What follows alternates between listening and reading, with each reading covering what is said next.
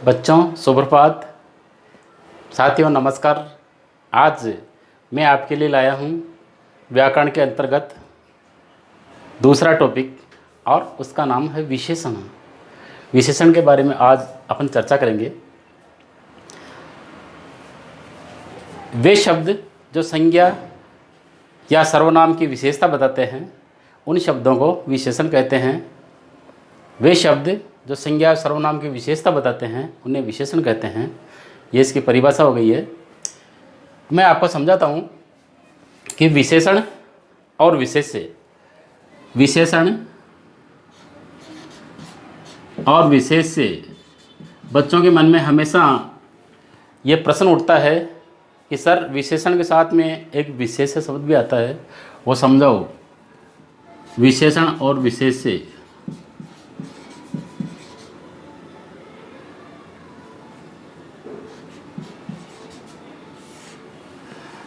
विशेषण किसी संज्ञा या सर्वनाम की विशेषता बताता है। संज्ञा या सर्वनाम की विशेषता बताता है। और विशेष्य जिसकी विशेषता बतलाई जाए उसे विशेष्य कहते हैं। जैसे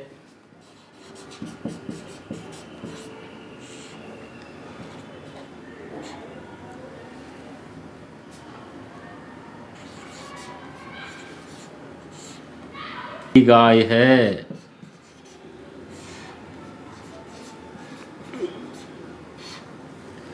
तो बच्चों नीली यह विशेषण है। और यह विशेषता किसकी बता रहा है? विशेषण संज्ञा या सर्वनाम की विशेषता बताता है। और यह जिस संज्ञा या सर्वनाम की विशेषता बतला रहा है और वो शब्द कहलाता है विशेष्य। अब विशेष्य यहाँ गाय हो गया, किसकी विशेषता बता रहा है? नीली कौन है? गाय। और जिसकी विशेषता बतलाया जा रहा है वह गाय है और गाय संज्ञा शब्द है। मैं पहले ही बता रहा था किसी संज्ञा या सर्वनाम की विशेषता बतलाने वाले शब्दों को विशेषण कहते हैं। अब विशेष्य और विशेषण आपके समझ में आ गया होगा। जिसकी विशेषता बतलाई जाती है वे विशेष्य शब्द कहलाते हैं। और जिन शब्दों की यानी जिन संज्ञा और सर्वनाम शब्दों की विशेषता बतलाई जा रही है उन्हें विशेषण कहते हैं। मैं परिभाषा बता देता हूँ। अब इसकी परिभाषा बताता हूँ मैं। वे शब्द जो संज्ञा या सर्वनाम की विशेषता बतलाते हैं उन शब्दों को विशेषण कहते हैं। जैसे नीलकमल, खट्टा, बड़ा, लंबा, भारी, सुंदर आदि। उदाहरण के लिए मैं आपको उदाहरण प्रस्तुत करता हूँ। मोहन सुंदर लड़का है। बच्चों में बताता हूँ, इस वाक्य में मोहन करता है, सुंदर विशेषण है, लड़का संज्ञा है। तो संज्ञा या सर्वनाम की विशेषता कौन बता रहा है? वो शब्द कौन सा है? सुंदर। ये विशेषण है। और ये सुंदर विशेषण किसकी विशेषता बता रहा है? लड़का। लड़का कौन है? मोहन। परंतु लड़का यहाँ पर विशेष है, लड़का होगा क्योंकि पूरा वजन लड़के पर है। सुंदर लड़का है तो विशेषण और विशेष्य क्लियर। अब मैं आपको बता दूं, विशेषण हमेशा विशेष्य से आगे रहता है, यानी पहले आता है। अब विशेषण के भेद पे चलते हैं।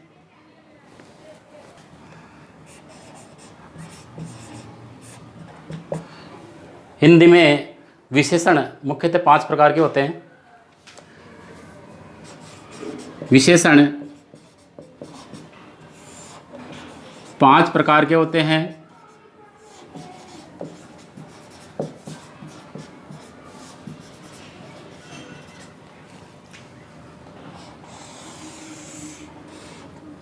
गुणवाचक, परिमाणवाचक, संख्यावाचक, संकेतवाचक और व्यक्तिवाचक। मैं लिख देता हूँ।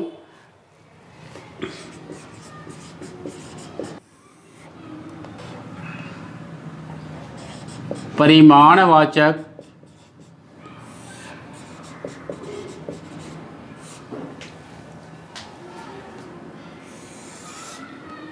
तीसरा है संख्यावाचक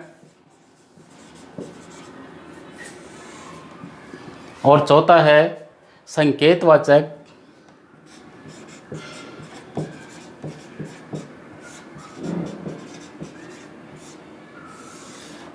और पांचवा है व्यक्तिवाचक।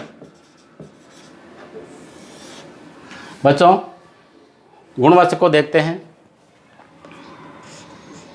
किसी व्यक्ति के गुण, स्वभाव और धर्म की विशेषता बताने वाले शब्दों को गुणवाचक विशेषण कहते हैं। जैसे राम चतुर लड़का है,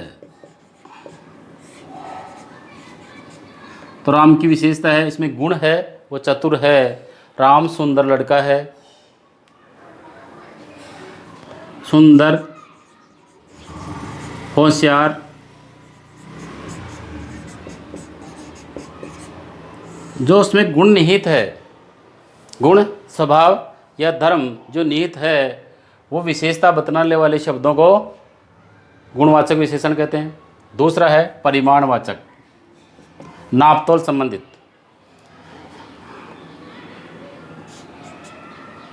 तोल, नाप या माप आदि प्रदर्शित करने वाले शब्दों को हम परिमाणवाचक कहते हैं। जैसे 2 किलो दूध,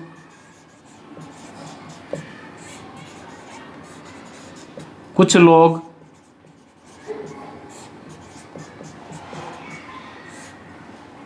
कई आदमी।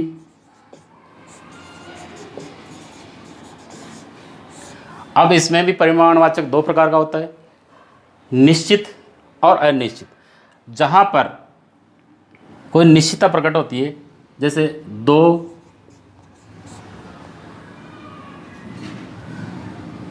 पेन, तो ये निश्चितता हो गई।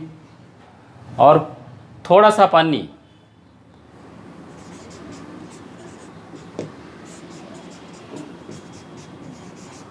ये अनिश्चितता हो गई। तीसरा चलते हैं संख्यावाचक, ऐसे शब्द जो संख्या, जिनसे संख्या प्रदर्शित होती है।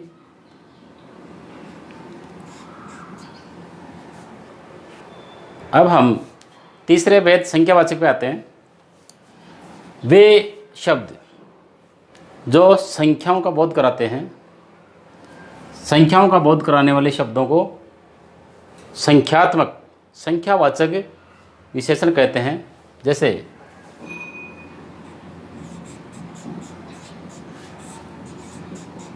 7 लोग,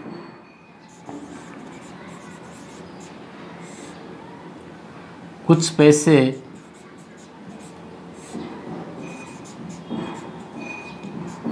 थोड़ा पानी। संख्या प्रदर्शित करते हैं वे विशेषण जो संख्या प्रदर्शित करते हैं। जैसे मेरे पास 10 रुपये हैं,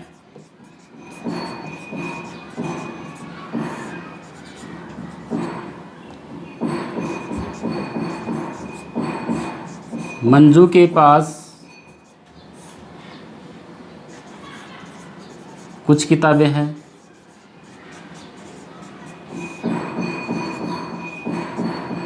बच्चों, मैं एक बात और स्पष्ट कर दूं कि विशेषण संज्ञा के बिना नहीं होता है, क्योंकि संज्ञा अगर नहीं होगी तो विशेषण किसका बतलाएंगे अपन। इसलिए संज्ञा जिस वाक्य में मौजूद रहती है उस वाक्य में विशेषण होता है, यह अति आवश्यक है। अब यहाँ देखते हैं, मेरे पास 10 रुपये हैं, तो 10 रुपये संख्यावाची शब्द है जो संख्याओं को प्रदर्शित कर रहा है। मंजू के पास कुछ किताबें हैं, अब कुछ में ये प्रदर्शित नहीं हो रहा है कितनी है, तो ये अनिश्चित हो गया। अनिश्चित नहीं, ये निश्चित हो गया, सॉरी, निश्चित संख्यावाचक हो गया और ये अनिश्चित संख्यावाचक हो गया। फिर चलते हैं अपन चौथा भेद, संकेतवाचक। किसी भी वस्तु का किसी भी वस्तु की ओर संकेत करके बतलाया जाता है या किसी सर्वनाम की ओर प्रकट किया जाता है उसे संकेतवाचक विशेषण कहते हैं। जैसे यह कार मेरी है,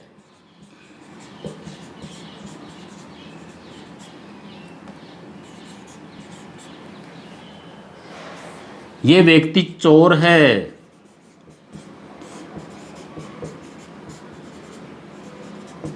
यहाँ पर संकेत किया गया है कार की ओर, कार संज्ञा है, कार की ओर ये संकेत किया गया है कि ये निश्चित रूप से मेरी है, तो ये संकेतवाचक हो गया। या इसको सार्वनामिक विशेषण भी बोलते हैं। सार्वनामिक या संकेतवाचक एक ही चीज़ होती है, एक ही चीज़ के दो नाम है।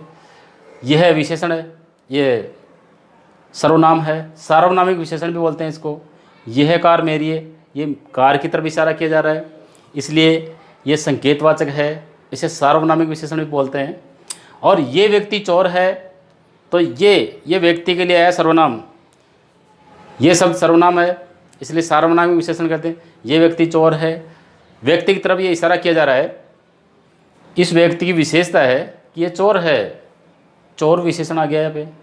और संकेत किया जा रहा है, इशारा करके कि ये व्यक्ति चोर है, संकेत किया गया है, इसलिए संकेतवाचक विशेषण हो गया।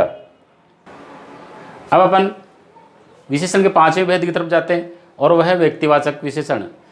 वे विशेषण शब्द जो व्यक्तिवाचक संज्ञाओं से बनकर संज्ञा या सर्वनाम की विशेषता बताते हैं, उन्हें व्यक्तिवाचक विशेषण कहते हैं।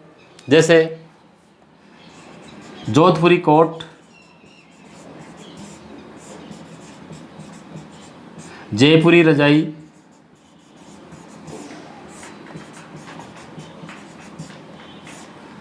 जोधपुरी कोट,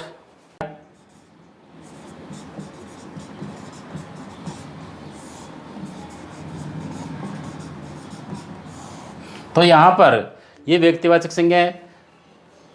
और व्यक्तिवाचक संज्ञाओं से संज्ञा और सर्वनाम की विशेषता बता रहा है, कोट की विशेषता बताई जा रही है। ये जोधपुरी कोट है, ये जयपुरी रजाई है, ये बीकानेरी भुजिया है। तो ऐसे शब्द जो व्यक्तिवाचक संज्ञाओं से बनकर किसी संज्ञा या सर्वनाम की विशेषता बता रहे हैं, वो व्यक्तिवाचक विशेषण कहलाते हैं। इस प्रकार से ये पांचों भेद मैंने आपको अच्छी तरह से समझा दिए हैं। और मैट्रिक कक्षा 10 का जो पेपर आया था 2020 का, उसमें विशेषण का एक प्रश्न आया था कि विशेषण किसे कहते हैं, और विशेषण कोई भी दो प्रकार उदाहरण सहित लिखिए। तो बच्चों आराम से बच्चे लिख कर भी आए थे। और नेक्स्ट जब एग्ज़ाम लगेगा 2021 में, निश्चित रूप से क्रिया का और विशेषण का कक्षा 10 के हिंदी के पेपर में ये प्रश्न बनता है। आज का वीडियो बच्चों कैसा लगा, इसको कमेंट बॉक्स में रखें, लिखें। और समझ में नहीं आ रहा है तो इस वीडियो को दोबारा देखें और नेक्स्ट वीडियो देखने के लिए चैनल को सब्सक्राइब करें।